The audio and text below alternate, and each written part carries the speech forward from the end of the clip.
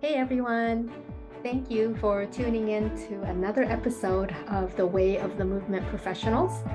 My name is Maiko Morotani. I'm a physical therapist treating patients in the Los Angeles area.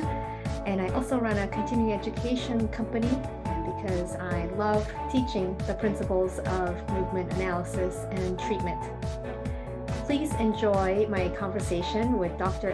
Crowe, who is an aerospace engineer turned physical therapist.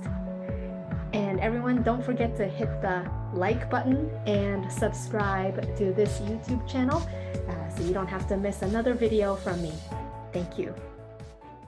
All right, here we are, and thank you so much for joining me this evening. And I just wanted to introduce to our audience, you are a board-certified specialist in orthopedic physical therapy and one of the owners of Precision Physical Therapy, which is in the St. Louis area. Is that correct? That's right. Very good, very good. So one of the things that I try to do with these conversations with many other PTs is just to try to get to know them and their little history, also how they got to be where they are now, give people perspectives. There are so many different paths to becoming a PT and also so many ways to, get our work out there as PT. In the real world. So I'm looking forward to getting to know you this evening. Thank you. I guess let me just start with this first question. So you actually have an undergraduate degree in aerospace engineering and then a master's degree in systems engineering. Is that correct? That's right. Yeah. I think I understand what aerospace engineering is.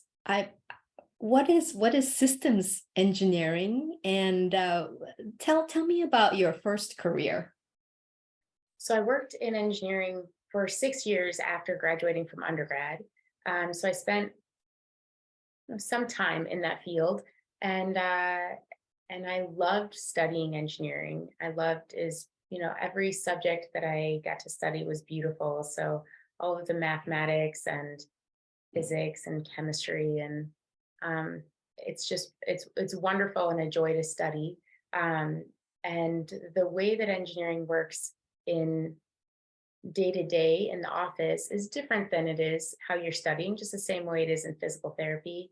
And what I really truly enjoyed about engineering was um, the application of physics and kind of the beauty in that. And I find that that is something you can easily apply to the biomechanics aspect of physical therapy. And so I see them as very similar. And the way you solve problems as an engineer and how you train to solve problems is very similar to how you solve a patient's problem. So you have what you know about the patient, you have certain theories that you're going to apply to get a result that you're looking for, that the patient shows up and tells you they're looking for. And so while systems engineering is different in different parts of the field, in the aerospace defense industry, systems engineering are those with a technical background that are doing some of project management and some of engineering. They're working directly with the customer and they go through and define what are the requirements for each of the projects. So you have a project that takes 20 years and you have multiple different government organizations that are funding it.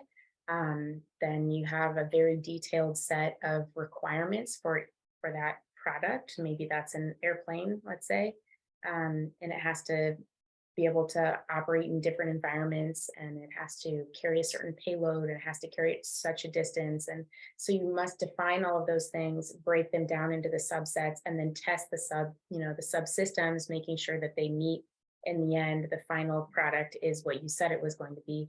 And I think when you work with a patient, they have their requirements. They, have only so many exercises they can do a day, and they have a marathon that they want to get to, or a job they need to be able to achieve, and they need to get to it by this date, and they have only so much input they can put in. And so it's very similar in terms of what they require, and then what are you going to meet and test. What did you accomplish for them? How did you help them accomplish that? but it's on a much smaller scale. And so we might have a couple months where we have a turnaround for someone, right? We work with them every day and help them turn around their and achieve their goals. But in engineering was very different, and you might work on a very small part of a very large program. And so the results that you see aren't um, not as intrinsically rewarding. I see. Well, I love the parallel of like how your engineering job was and currently you've been in practice since 2016, is that correct? Yeah. Yeah. So how did you first decide you wanted to become a physical therapist? You had this successful career as an engineer. hmm Um, I actually, throughout my whole life, I had an understanding of what physical therapy was because as a patient, I needed it. And it wasn't until I was working as an engineer, I always had great respect for physical therapists because they'd helped me so much. My life was so much better because of those I had interacted with. And it wasn't until I was working as an engineer and having a whole lot of problems as I was training for an Ironman race, and I kept getting injured, and it was one injury after another. And I finally saw a physical therapist who was able to explain to me, the movement of hip adduction, medial rotation, tibiofemoral rotation, ankle pronation. And I had plantar fascia pain, Achilles issues, patellofemoral pain, low back pain. I just had all kinds of problems. And it was all related to the same movement pattern that she described to me with the skeleton, and she just very simply told me, you can't ignore one thing because you only care about your knee. Like all of these things go together. And that's when I finally realized there was the same biomechanics, the same physics, the same beauty in movement, and what I had studied in school just applied to the human body, and um, that this was as sophisticated, as any work I was doing. And it just is that moment when I realized I wanted to switch fields. And I'd always been interested in PT. I'd always actually read journals and always thought it was interesting. I remember my first job as an engineer, they made you map out what you thought you recommended. We had the opportunity to map out what our career would be. Oh, And wow. I remember That's saying pretty that, cool. yeah, I remember saying at the end of my career, I wanted to learn, like once I retired, I wanted to learn more about physical therapy and the human body because I always found it fascinating. But then once I had that experience, I thought, I don't want to wait. I don't want to wait till later. I'm going to switch this now, make a change. And at the time, I just met my husband, who was very supportive. At the time, we weren't married then, but we were dating, and he was very supportive of me finding what I had a true passion for. And so, yeah, so that was, did I answer your question? That's such a key thing too, to have that family or that significant other support, because you probably made a really good living as an engineer, and then going back to school, it's 3 years of probably getting in some debt and then getting the degree. And that's part of what was so wonderful about engineering is, if you have a 20-year program, there's a lot of job security there, right? You have there's wonderful management, huge companies, and they really value their employees, and there were great benefits, and so that was really hard to leave. I always in engineering, I had excellent managers, and I mean just a wonderful corporate structure around the jobs that I had, and so it was difficult to leave, but he wanted me to have a passion like he does, so yeah. Well, we're very happy that he did, and that you decided to shift. Now, you talked about this long years of experience, about maybe 20 years now of experience as a competitive swimmer. Oh, Um, yeah. and I was just curious about what would be the difference when you first started out, swimming, how practice went for your younger years as a teenager versus, all the way up to like training for the Olympic trials. I mean, that's a huge difference in the So levels. that was a great question because I didn't write you back on that because I think what's so interesting, and I hope that everybody will take away from my presentation, is that training as a teenager isn't that different than training for the Olympic trials. And in fact, I was a teenager when I was the fastest and competing for Olympic trials. So when I qualified would have been the year before I went to college. And then I qualified again when I was in college. But really the high school swimming and those high school athletes sometimes come in seeming so young, and their training load can be more than even a college athlete. Because in college, you actually have limitations on, or there's supposed to be limitations on how much you can train. So not, I don't think there's that a lot of teams that stick to that, but there's a general guideline in Division 1 for how much you can train hours wise per week. But there's not a guideline for that in high school. You can train as much as your family supports you to. So Does that mean you could potentially get more hurt when you're in the high school years because there isn't so much of that limitation I set? think there are many injuries that do take, athletes that could have been, swimming could have paid for college for them, or it could have been, something they enjoyed for their whole life, and they don't get the particularly physical therapy expertise that they need to continue swimming. And so they may have, maybe they get to sophomore, junior year, and they're not able to continue in the same level that they could before. So I think, yes, there's a lot of injuries in high school. Mhm. Yeah, yeah. And they're still growing into their bodies too. So that's another thing. Yeah. Yeah, and their body dimensions will change potentially which events they're the best at or which strokes come easy to them. And so they're still kind of figuring all of that out. So, and there are, yeah, so, but what did it look like in terms of training? I think was your specific question. And so that we did, we had an evening practice every day, of Monday through Friday. And then there were 3 to 4 before school practices. And then their weekends was either a long practice and weightlifting or competition. And then every day was either, strength training at the gym with the personal trainer, or what we call dry land training Mhm. after practice. So there was like a land based portion, which might include plyometrics or running stadium stairs, or those types of things, box jumps, and you can kind of imagine. So yeah, so generally speaking, there was practicing twice a day, if not 3 times, with the strength component added to it. So, and then Sundays we always took off. So I don't, not everybody takes Sunday off, but we always took Sundays off. And was it an all year round training Yeah, or so was it usually you season? have a week off in between the seasons. The two Okay. seasons, and you take Okay. a week. Mhm. Wow, that's very long. That's not much of a break. Yeah, tough. Mhm. Well, in my younger years, in my 20s, I did a little bit of triathlon. That was tough because it's 3 different sports. Coming from a strong swimming background, was it difficult for you to add 2 more events in the training on top of The your only way I could do it was by not training for the swimming, because I was working full time, and in the longest races that I did that required the most hours. So if I'm doing like an Olympic distance, then there's plenty of time. But if you're doing a longer race, then and you're working full time, maybe in grad school or something, it's not a lot of you don't have a lot of time. So I just didn't train for the swimming, and I only trained the running and cycling. I see. So yeah, so that made it too. So at the time, I was able to coach the swimming portion, which fortunately helped me be a part of a team that was so much fun, so much fun. So yeah. That's great. And I noticed that in your profile, you are actually a certified bike PT.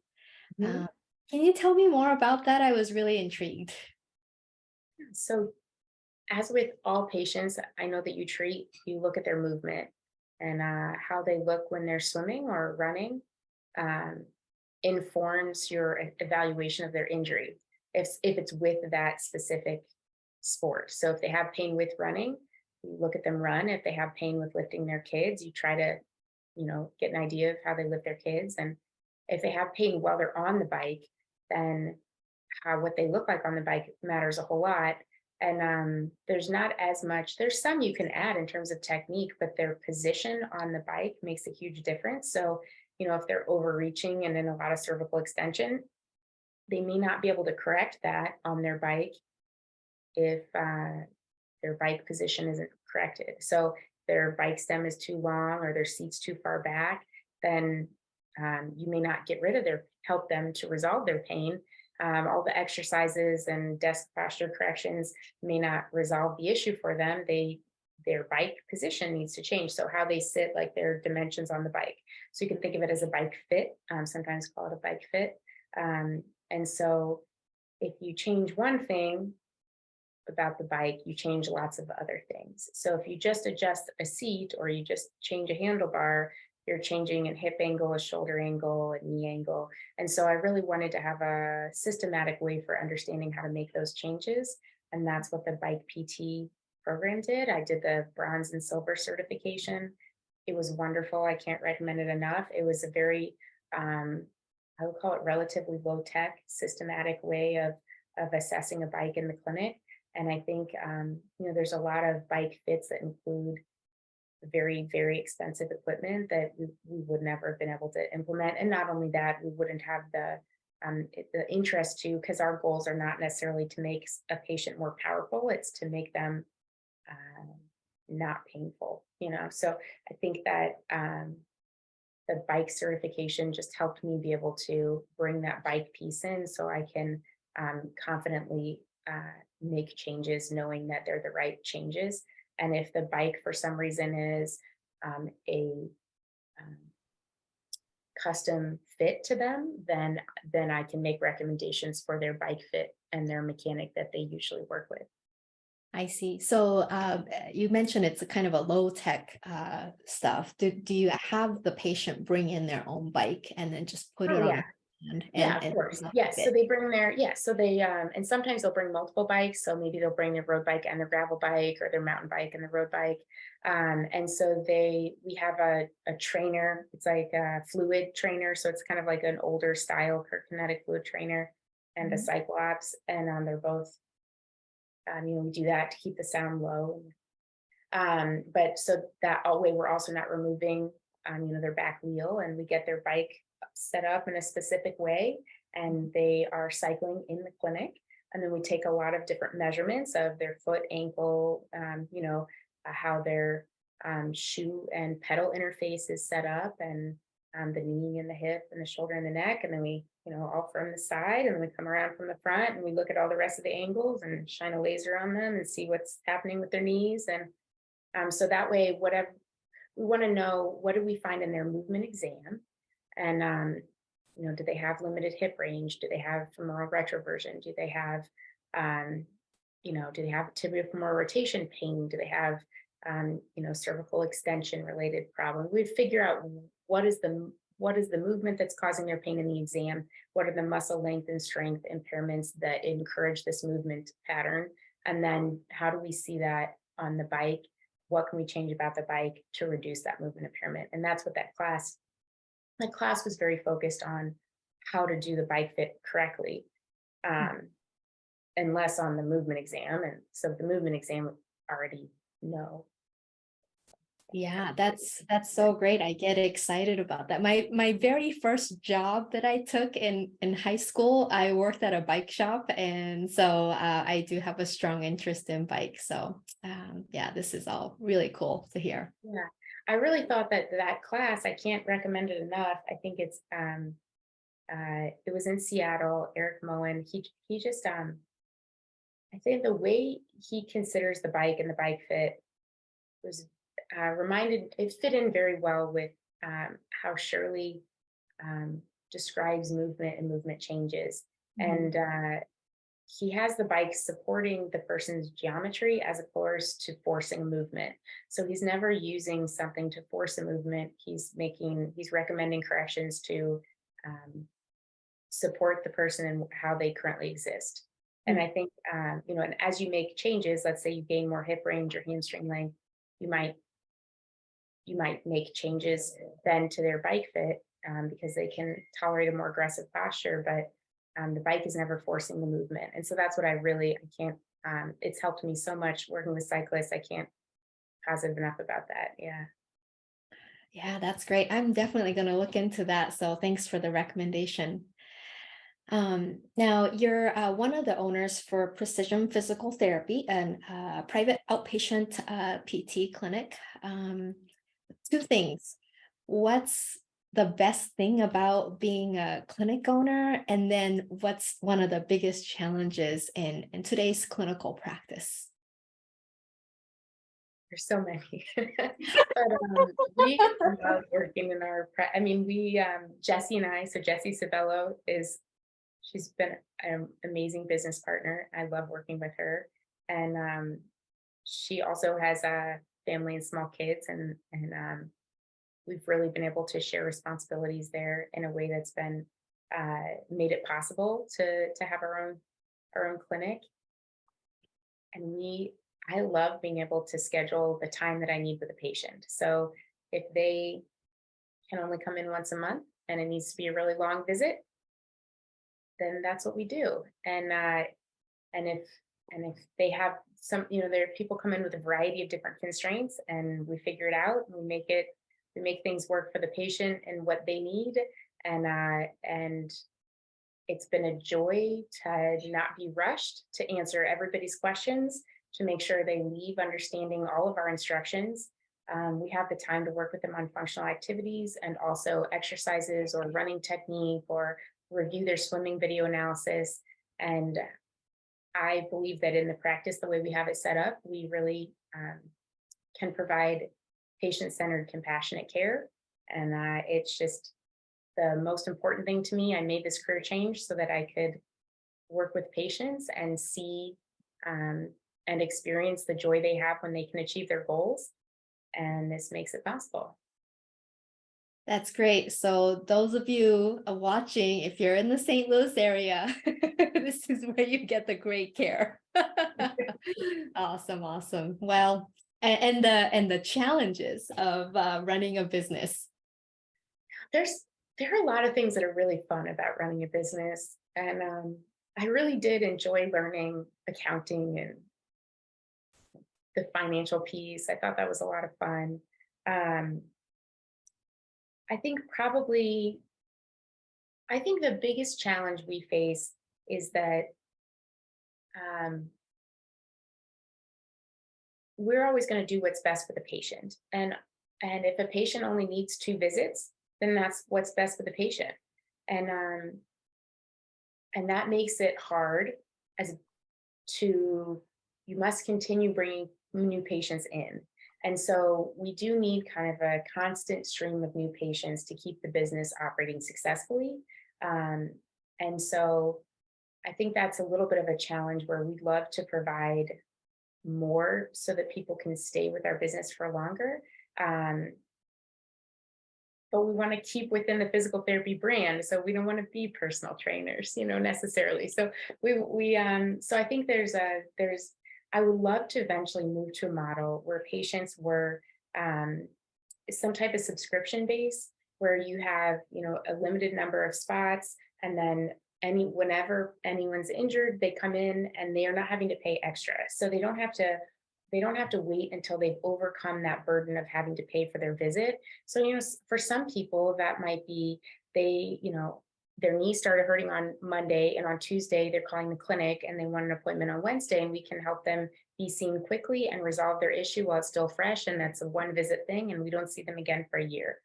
Mm-hmm. But for other people, they might wait 8 months, and then they write me and they say, I just thought this would just go away. And, I was waiting and waiting and waiting. We don't want anybody to wait. We want them to have a provider that they work with for all of their problems that they might have musculoskeletal, over the course of their lifespan. And that's what makes it the easiest to help someone get better quickly. And so I would love for it to be eventually the type of model where I have a set of patients, and those are the patients that I work with. I'm not taking any new patients. And whenever they need me, I'm there for them. And it's as many visits as they need, and it's what fits in their life. And we don't have to worry about any of the financial side of it at all. That would be nice. That would be nice. So we'll see. Maybe we'll get there eventually. We're not offering that model right now. We're at fee for service at the moment, and we're all word of mouth. So that's what I would like. Right. Well, in other words, right now, your current model is of you get to the root of the problem. So the better you are at in physical therapy, you treat them in less number of visits, which means it might not sound great for the business, but you're actually helping more people because the word of mouth is going to get out there, and the friends and the family, they're all going to come and see you guys. I mean, we really don't market. Everybody is recommended from someone else. I mean, we do go through phases where we think we should market, but then, things are really busy and we don't have time. That's not how it's supposed to be. Good problem to have sometimes. But, well, and the last question, this is kind of all life encompassing, but I look at you, you continue to stay super fit, including running, cycling, and even I think in your profile it said synchronized swimming. How do you do it all with all your training, running a clinic, and taking care of your family? This is the hardest question, and this was the one I've been thinking about the most. I think I told my husband, and he laughed, and he said, since I had 2 kids, I didn't have time to update my profile. But so I think before children, the most beautiful weekend of the year was a 3 or 4 hour bike ride with my husband and my brother-in-law, and maybe my dad would come, and I mean, or there'd be a group ride, and there were group runs in the evenings after work, and lots of fitness classes, and just anything that wasn't work was hobby, right? And one child, some hobbies I kept, and then 2 kids, things are more difficult now. So I think today my daughter wanted to ride her balance bike before school, and so we rode the balance bike up and down the driveway for at least 20 minutes, and I ran with her up and down the driveway, and after school we flew kites, and so we're running with the kite. But am I signed up for a half marathon? I'm not. I'm not currently training for a half marathon. But am I running? Yes. And kind of the same with cycling. Do I have time for a 4-hour bike ride? If my kids eventually I would love for them to want to come for that, but I don't think that they're going to in the near term. And so after my first daughter was born, and she had to be a specific age to have the neck control, and we tried the running strollers and the bike trailer, and we soon found out that it's best to bike in with the bike trailer close to home, so that when she decides she's done, you're not 45 minutes away from your car. So I think we have just a lot of lessons learned in encouraging our kids to love our hobbies, and us still loving our kids. So I think now it's not the most beautiful day a year that we go for a bike ride, because the most beautiful day, she doesn't want to be in the bike trailer. So she wants to be out running around. And so the days that she'll tell me, Mommy, let's go for a bike ride. Those days, usually it's cold or windy, and she wants to be outside, but she wants to be in the cocoon of the bike trailer. So I'll bike her around when it's cold and windy. So it just, I think the hobbies are still there. They've just changed. The one thing that has been very consistent is my husband, he loves how happy I am when I come home from swimming. And so the team practices on Sunday. And so that is absolutely reserved time. He takes both girls, and we schedule all kinds of things around it to make sure that I can get to practice. And our team is going to go to nationals again this year. There was a big gap during COVID, which actually lined up with when my kids, were, 2 pregnancies and young. And so so we're going to go this year. I can't wait. So that's in October. And I guess synchronized swimming is now called artistic swimming in the United States. So they've changed their brand. But it's a lot of fun. So it's a great time. Well, congratulations on going to nationals. I'm really excited to hear that. And you just sign up. Yeah. You But just all sign the up. training. It's not a qualifying, but it's so much fun. I bet. I don't know how you keep a smiling face above water when it's so hard underneath the surface.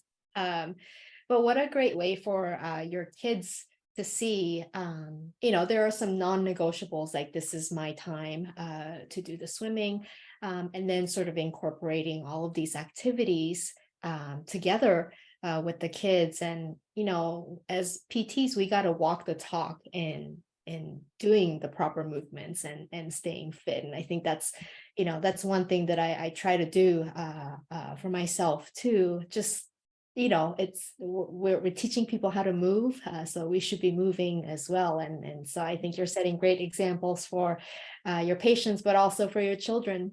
Well, I am always so inspired by my patients. I actually think my patients are who motivate me the most. I work with swimmers, cyclists, and runners primarily, and I see also sometimes they send family members or bring their kids in, but the consistent on my schedule, probably 80% are athletes, and most of them are in their 40s and 50s, and so people who have had an entire life of not half of their life of being active, but they have not just hobbies, but it's who they are. And so I'm always amazed. I am most of the time, anybody comes in and they tell me their kids love to cycle with them, their kids love to run with them. I just can't stop asking them, how did you create that? Because some people come in, they say, oh, my kids, I can't get them to cycle. I can't get them to do any of my hobbies with me, and I have to do them alone. And so I'm always trying to learn from them how how the ones whose families love to exercise together, how they've created that. Because it's you can tell the joy on their faces. They tell you like, oh, my daughter just beat me in the half marathon this weekend, and they're kind of like salty, but they're really happy about it, right? I hope we have that. And yeah, I got to meet my kids where they are, because they definitely don't want to be confined in a stroller. Yeah. So. Yeah, well, thank you for your time, Anne. And I think I know that my Japanese community members are looking forward to meeting you. By Zoom. It'd be really cool if it was in person, but yes, they're all excited to hear about the awesome lecture that you gave at the retreat about the biomechanics of swimming. That was one of my favorite presentations, and I think there's so much to learn, even if we're not treating swimmers, just to take that all in, and it all made so much sense. So we're looking forward to that in July. Well, I'm so grateful that you've done this interview. I've never been interviewed in this way for something professional, so I'm very excited about it, and